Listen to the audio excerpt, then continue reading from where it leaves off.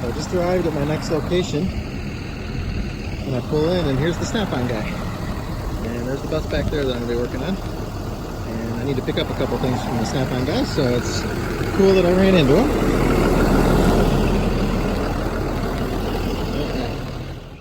I was just on Facebook, and I saw a picture of Dan wearing one of our new t-shirts.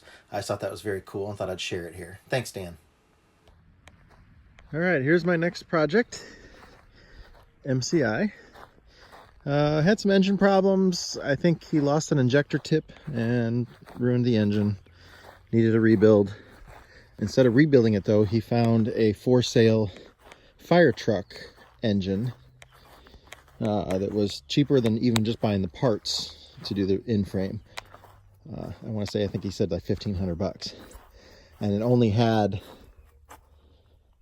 I don't remember what it was really, really low miles, which usually fire trucks do. So anyways, they put this in here. It's 8V71. If you never knew how to really tell that, the 92s look really similar. Green paint is not always the necessarily the giveaway, but you can usually look right here on the pulley and it'll tell you as well on the cam pulley. So anyways, they took the fire truck engine and put it in here, and then the mechanic that was working on it for him died. So he had it moved somewhere else to another mechanic who was going to finish the job, and that mechanic died. And then it got moved here to this place, and now I'm here to work on it. That's scary. My wife was like, what? So hopefully it's not, I don't know what's going on with it. This belt's a little extra loose. MCIs are always loose because the air tensioner here, but something else is going on there. I just happened to have checked the dipstick on the oil, and it's easily a couple gallons over. But I need to measure the dipstick and make sure the dipstick is the right length and all that, so that might not necessarily be a problem, but it very well could be where that crank is coming in contact with oil in there. None of the throttle linkages are hooked up. I don't know what else is hooked up on here. They said they had it running, but the engine kept dying. They added an auxiliary fuel pump, and that didn't help. My guess is, and maybe it's sucking air somewhere. I'm going to check the filters before I got a lot of things to do. I mean, I'm coming in. It's not like I can talk to the previous people who have worked on it, unfortunately. So I really don't know. The good news is this is a custom coach. God, I love custom coaches. I got a couple of them that I'll be working on coming up here soon too. It's a nice bus. Very, very nice. I know I say that about all my buses. Even if you think they're not nice, I say they're nice. But, well, got some wheel seal issues there. That's going to be full of water for it to push the oil out like that.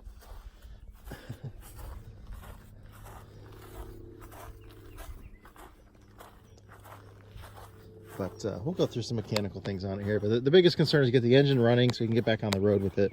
And I think it's been over a year that it's been out of commission since he's been doing all this stuff. And I know he was just very thankful that I was going to be able to come out here and work on it.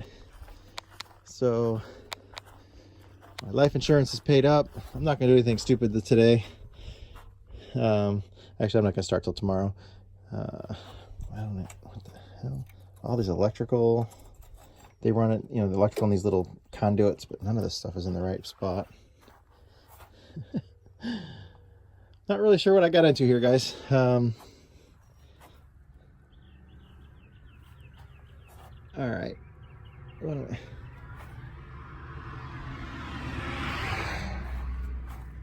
I don't even see an air filter. Like, obviously it's not hooked up, but I don't even see the air filter. I think originally this had oil baths up there, and they're not here. So maybe there's some parts in here somewhere. We certainly don't want to have them driving home without an air filter, but all that's gonna, there's a lot of fabrication of stuff that's gonna have to happen. Who knows if airlines are even hooked up, or and it's going to be the hottest weather they've ever had here. record-breaking heat the next week, almost every day. Mid to upper 90s. It's going to be unbearable. So I'll probably just work mornings and evenings and sit in the air conditioning on my bus, which is parked over there. So I got electricity plugged in. This is at a body shop over there. So anyways, this is going to be a fun job. We're by a drag strip. So hopefully like maybe Friday night, they'll have some drag strip stuff going on. That'll be fun to go over there and check out. Out here in Benson, North Carolina. That's where I'm at. My bus made it here perfectly fine today. I did a little work on it before we left. I replaced all those air fittings that were on there that I ordered from that cheap place that delivers to your home, and got real good ones from Napa. And then I had to do a little work on my transmission this morning. I was having trouble with it every once in a while. I wouldn't want to pop out of reverse, and it just ended up being a worn linkage issue. I replaced some clevis pins on my transmission linkage, and it worked fine. So made it here about 100, I think it's about 130 miles today. No problems. And then when I pulled in, the Snap-on truck was there. That was great. So, all right. Well, I will post a video of this job when it's done. I will shoot video the whole time, but I'm not really going to post anything until after it's done. We'll see how it goes. Wish me luck. One thing that I thought I'd mention, I briefly mentioned this was a Custom Coach, but if you're not, Custom Coach was like the first or best converting company out there, out of Ohio. They just did the neatest stuff back in the day. And this particular bus was built for Ray Kroc of McDonald's fame. So if you're not familiar with him, but yeah, lots of the custom coaches that I've worked on had really, really famous owners. They were very, very expensive for their day, but they were out there just creating things that were so different from anybody else. And I just love all the vintage buses that are out there. They did a great job, and I wish they were still around.